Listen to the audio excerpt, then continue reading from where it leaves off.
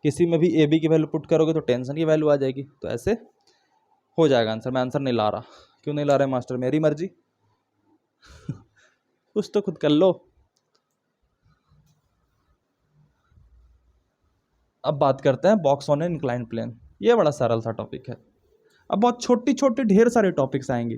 अब कॉन्सेप्चुअली तुम्हें मात कोई नहीं दे पाएगा। मैं चाहूँ तो यहाँ पर चैप्टर खत्म कर दूँ स्प्रिंग और फ्रिक्शन बता के, बट थोड़ा सा और आगे चलते हैं ना, थोड़ा सा अच्छा खेलते हैं। 99 की बात कर रहे हैं ना हम, किसकी? 99 की। तो कोई कसर नहीं छोड़ सकता। इंक्लाइन प्लेन किसे कहते हैं? इसे कहते हैं। इस पे कोई बॉक्स रखी है, ऐसे रखी है, ठीक है। बॉक्स का एक्सेलरेशन इस डायरेक्शन में है, इंक्लाइन का एंगल है थीटा। सबसे पहले इंक्लाइन प्लेन पे पहले इस पे नॉर्मल की वैल्यू फाइंड करनी है। What is normal? Question mark. और क्या फाइंड करोगे? इसका मास मैंने दे दिया m, और फाइंड करोगे एक्सेलरेशन की वैल्यू, ठीक है। सबसे पहले एफ बी डी बनाओगे, फिर एक्सेलरेशन की वैल्यू, ये तीन चीज करो। एफ बी डी बनाओ, नॉर्मल और एक्सेलरेशन, ट्राई करो। अब कॉन्सेप्चुअली मैं वही चीजें यूज करूंगा जो कॉन्सेप्ट यूज हो चुका है अब तक, बस अलग अलग फिगर में अलग अलग तरीके से तुम्हें सोचवाते जाऊंगा। बॉक्स ऑन इंक्लाइन प्लेन करो।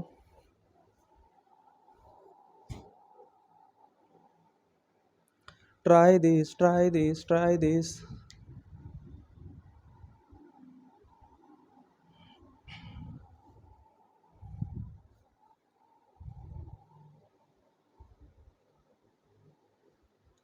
ट्राई ब्रो, ब्रो ट्राई ना।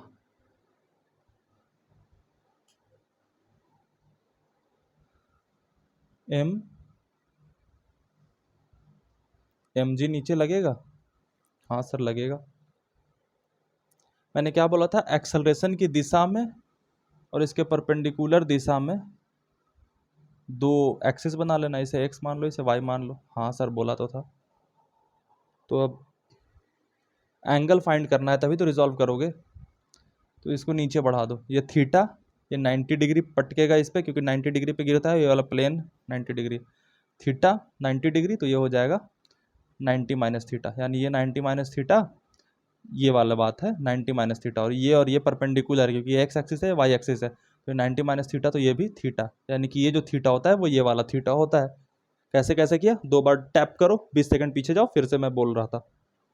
तो अब एम जी को दो डायरेक्शन में रिजॉल्व करेंगे। ये हो गई एम जी कॉस थीटा, इधर वाली हो गई एम जी साइन थीटा। और कुछ रिजॉल्व करनी है नहीं, सिर्फ एम जी रिजॉल्व करनी थी, ठीक है। तो एफ बी डी बनाएंगे हम कैसे? एफ बी डी हमने बनाई, तो नॉर्मल तो है, सरफेस के हमेशा परपेंडिकुलर लगती है, तो नॉर्मल हमारा हो गया ये, एम जी हमारा हो गया ये, बस दो ही तो फोर्सेस थे। अब इसी एम जी को हमने तोड़ दिया था, क्योंकि ये वाला थीटा आ रहा था, तो ये हो गया एम जी कॉस थीटा, और ये हो गया एम जी साइन थीटा। इसी डायरेक्शन में एक्सेलरेशन है। तो अब इसका मास m था, तो हो जाएगा एम जी साइन थीटा किसके बराबर होगा? मास इनटू एक्सेलरेशन के बराबर। तो यहाँ से एक्सेलरेशन की वैल्यू फाइंड करोगे तो आ जाएगी जी साइन थीटा, क्योंकि m से m कैंसिल होगा। नॉर्मल की वैल्यू फाइंड करोगे, ये बॉक्स जो है वो जमीन को छोड़ के ऊपर नहीं भाग रहा, नीचे नहीं धस रहा, यानी नॉर्मल जो है वो एम जी कॉस थीटा के बराबर होगी, यानी m बराबर एम जी कॉस थीटा। तीनों चीज निकल गई, एफ बी डी, नॉर्मल और एक्सेलरेशन। इस पर एक प्रश्न करते हैं, प्रश्न करने में बड़ा मजा आएगा। हाँ जी, तो बच्चों आपका प्रश्न ये है कि एक इंक्लाइन प्लेन है, इस पे एक बॉक्स को रखा गया है जो कि है 5 kg का। ये है 37 डिग्री। मास्टर 37 डिग्री से पीछा छुड़ाओ master. Find normal and acceleration. आज की क्लास का ये आखिरी सवाल है। नहीं, आखिरी सवाल नहीं है। एक छोटा सा concept, principle of virtual work बता देता हूँ, बस याद करके रख लेना उस प्रिंसिपल ऑफ वर्चुअल वर्क को। कभी काम देगा तो ठीक है, नहीं देगा तो भी ठीक है। जेईई मेंस में अगर टफ सवाल पूछा कि बच्चे को सेशन टफ रखना है, तो वो कॉन्सेप्ट यूज हो जाएगा। ये वाली बनाओ पहले, डायरेक्ट फार्मूला मत निकालना, पहले एफ बी डी बनाओ, फिर उसके बाद 37 डिग्री के अकॉर्डिंग रिजॉल्व करो।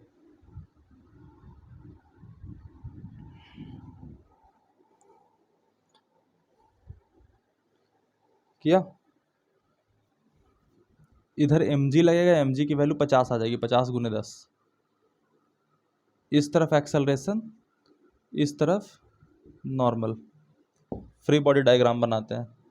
नीचे की तरफ 50 न्यूटन, इधर की तरफ नॉर्मल। ये जो एंगल है वो कितनी आ जाएगी, 37 डिग्री।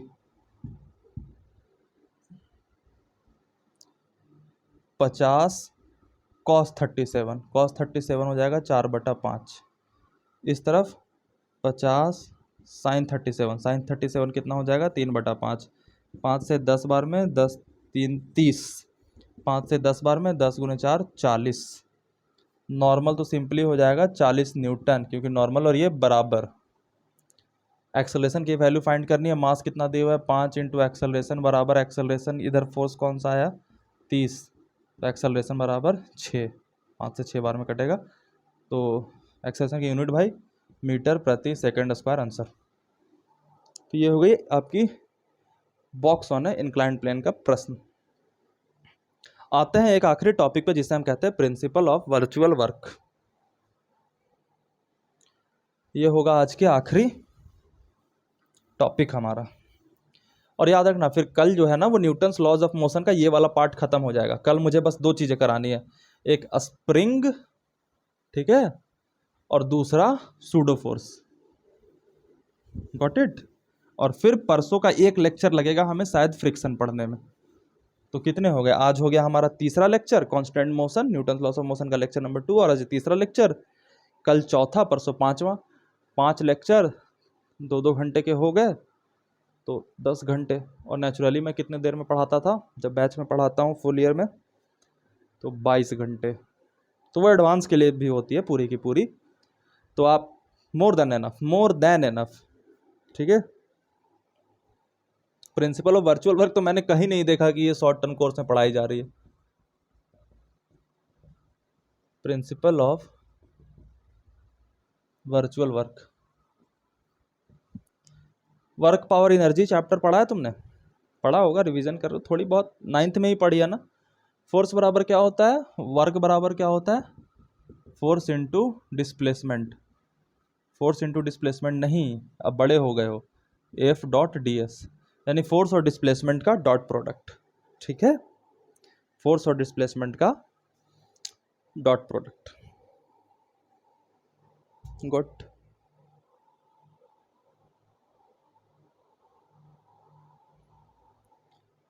तो प्रिंसिपल ऑफ वर्चुअल वर्क क्या कहता है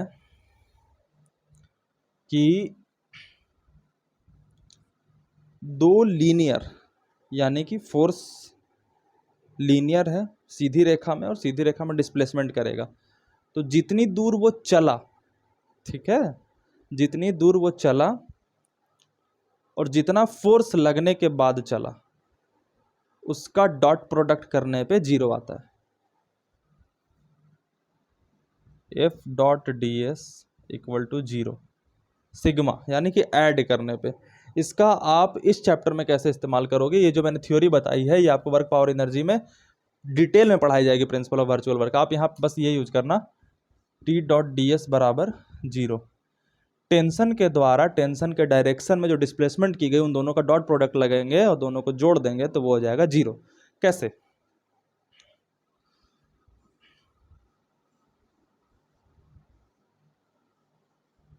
m1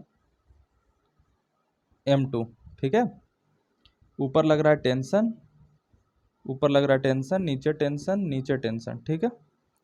ये एक्सेलरेशन मान लो नीचे की तरफ कर रहा है a, यानी कि नीचे की तरफ मान लो डिस्प्लेसमेंट आया इसका x से, ठीक है, तो ये ऊपर भी जाएगा कितना बच्चा, x a ही जाएगा, जितना ये नीचे जाएगा उतना ही ये ऊपर जाएगा।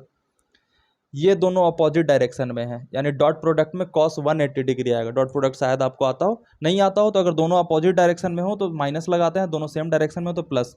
तो इस टेंशन के द्वारा किया गया वर्क, तो t इंटू एक्स ए माइनस में, क्योंकि दोनों अपोजिट डायरेक्शन में, प्लस t इंटू एक्स ए, ये एक्स बी इसे दे देते हैं, मान लो कि एक्स बी चला, लास्ट में एक्स से बराबर एक्स बी प्रूफ होगा, ये कितना आएगा 0, क्योंकि प्रिंसिपल ऑफ वर्चुअल वर्क क्या कहता है, टी डॉट डी एस का सिग्मा 0 आता है। ये कूल वर्ड में मैंने बोल दिया। सिंपली क्या है कि टी टेंशन और डिस्प्लेसमेंट का डॉट प्रोडक्ट ले लें हर जगह का और उसको ऐड कर दें तो 0 आ जाएगा। तो हमने पहले इस टेंशन के द्वारा किया गया वर्क लिया, फिर इस टेंशन के द्वारा किया गया वर्क लिया और जोड़ा, तो इस इक्वेशन के अकॉर्डिंग 0 कर दिया। तो टेंशन अब कॉमन ले लेते हैं, टेंशन क्योंकि बराबर है तो माइनस एक्स ए प्लस एक्स यहाँ पे बी आएगा, एक्स बी बराबर 0, तो एक्स बी बराबर एक्स ए जो कि एक्चुअल में होता है, यही प्रूफ करना था। तो आप अब इसे एक बार डिफ्रेंशिएट भी कर दो, तो टेंशन अगर कांस्टेंट है, टेंशन अगर कांस्टेंट है तो हमने क्या लिखा, टी एक्स ए नेगेटिव के साथ प्लस टी एक्स बी बराबर 0 लिखा। इसे एक बार डिफ्रेंशिएट कर दो टाइम के रिस्पेक्ट में, तो क्या आ जाएगा, T A plus T A B बराबर 0, टी कैंसल्ड कॉमन ले लिया, ए बराबर ए बी। तो आप प्रिंसिपल ऑफ वर्चुअल वर्क लगाओगे तो भी आप एक्सेलरेशन की वैल्यू चुटकियों में निकाल सकते हो। जैसे मैंने पिछला सवाल दिया था,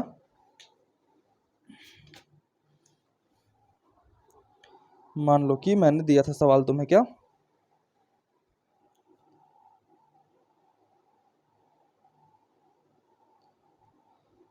इसमें मैंने नहीं लिखा वो वाला।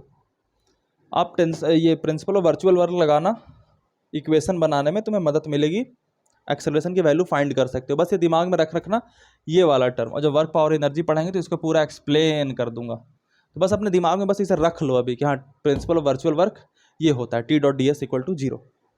एस की जगह पे आपको एस नहीं समझ आता तो एक्स लिख लो। Got it. तो आज का लेक्चर यहीं पे ख़त्म करते हैं। मैं आशा करता हूँ कि तुम्हें आज का लेक्चर पसंद आया होगा। तब तक के लिए राधे राधे।